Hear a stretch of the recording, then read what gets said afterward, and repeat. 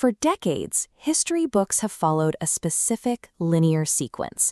It begins with nomadic foragers who eventually discover agriculture. That stable food supply leads to permanent cities, which then allow for organized religion, and finally, the construction of massive stone monuments.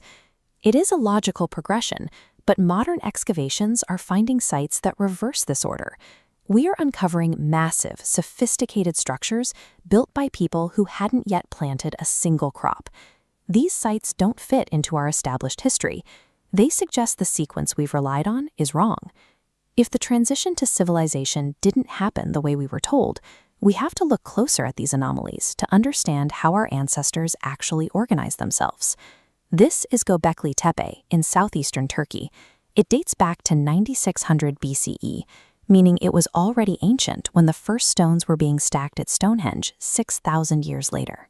The site consists of massive T-shaped limestone pillars, some weighing 15 tons. Many are decorated with relief carvings of aggressive animals, including foxes, scorpions, and vultures. Archaeologists have spent decades searching for the farms that should have supported the workers here. They've found nothing. There are no domestic hearths, no irrigation canals, and no remains of domesticated grains. The people who raised these pillars were mobile hunter-gatherers, living off wild game and gathered plants. Feeding the hundreds of people required to carve and move these stones would have been an immense logistical challenge. Current evidence suggests that the need to provide a reliable food source for this massive labor force is what eventually forced these foragers to begin domesticating wild wheat. At Göbekli Tepe, the temple did not follow the farm. The organized effort to build the temple is what created the farm. Geographically removed from the Old World, the Supe Valley in Peru holds a similar mystery.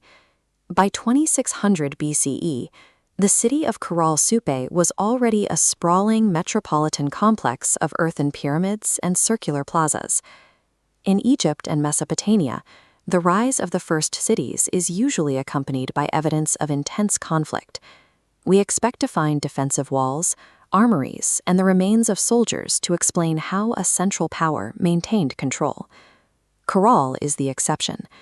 In 30 years of excavation, researchers have found no city walls, no weapons, and no evidence of human-inflicted trauma. What they did find were signs of a society based on trade and music. They unearthed 32 flutes carved from pelican and condor bones, tucked away in the central plazas. For 1,000 years, Caral-Supe remained a complex, monumental society that functioned without the need for a military. It shows that warfare is not the only path to large-scale human organization. In 1986, laborers in Sichuan, China, stumbled upon a Bronze Age kingdom that shouldn't have been there. This was Sanxingdui, an advanced civilization thriving in 1200 BCE, far from the traditional cultural centers of the Yellow River.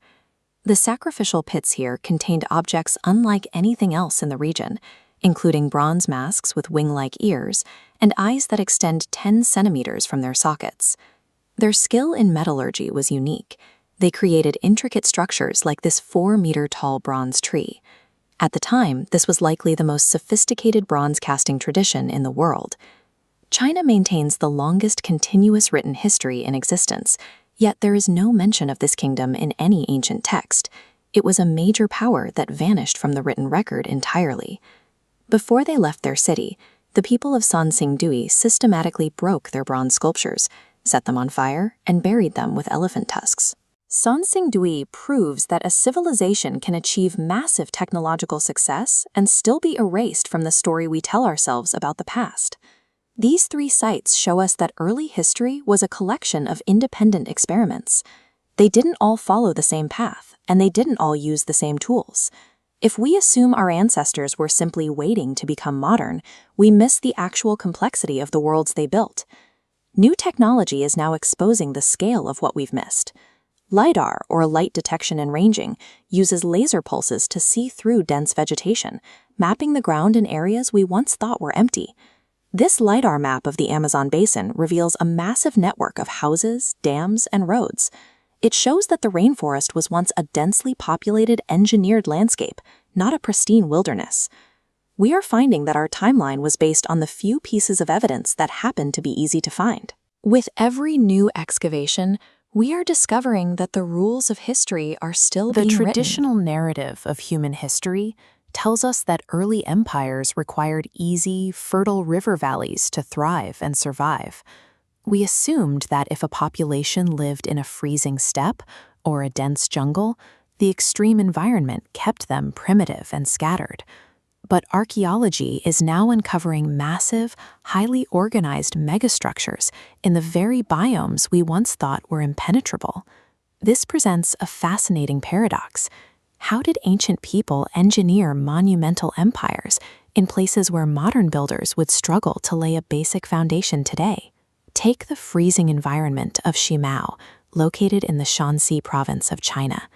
Standing in this brutal landscape is a massive stepped pyramid complex, and staring out from its stone walls are thousands of carved jade eyes embedded directly into the masonry.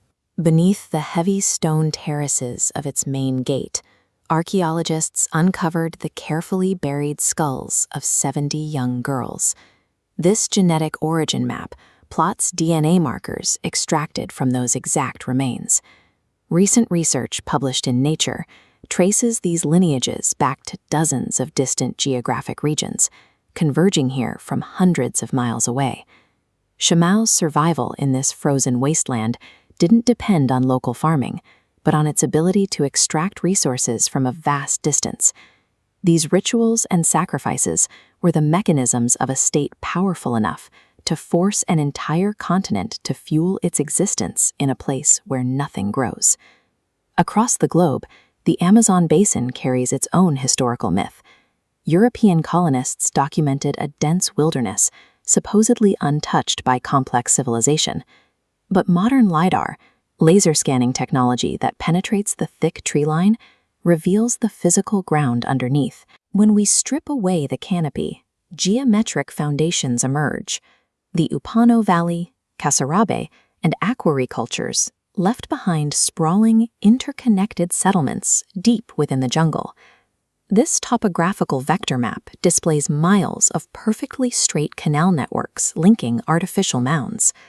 Early populations shifted millions of tons of earth, raising their entire civilization above the region's seasonal floodwaters. Early humans didn't just inhabit the Amazon, they effectively terraformed it, turning flooded wildlands into a managed urban grid. Awe-inspired, but the remote Pacific Ocean contains a ruin challenging our understanding of basic logistics. Here, surrounded by water, sit the ruins of Nan Madol. The builders constructed a city of 92 artificial islands directly on top of a living, shifting coral reef. To achieve this, they locked together massive hexagonal basalt pillars, stacking over 750,000 tons of solid rock on a coral foundation. This physics visualization demonstrates the complexity of the task. Without modern machinery, they calculated exact buoyancy levels to float multi-ton basalt logs across a shallow reef on wooden rafts without sinking. Nan Madol remains the benchmark for ancient engineering, a civilization that solved the problem of building a megalithic empire on the surface of the sea. When confronted with structures built in such difficult locations, modern pop culture often defaults to ancient aliens or lost global conspiracies to explain them away. But the physical evidence, the precise genetic mapping, the LiDAR topography, and the logistical physics points to a completely terrestrial reality. These hidden sites prove that there is no landscape too harsh and no biome too hostile for human ingenuity to conquer. The true marvel of the ancient world is simply our ancestors' capacity for cooperation and creativity. We are finally mapping the true limits of what humanity is capable of building.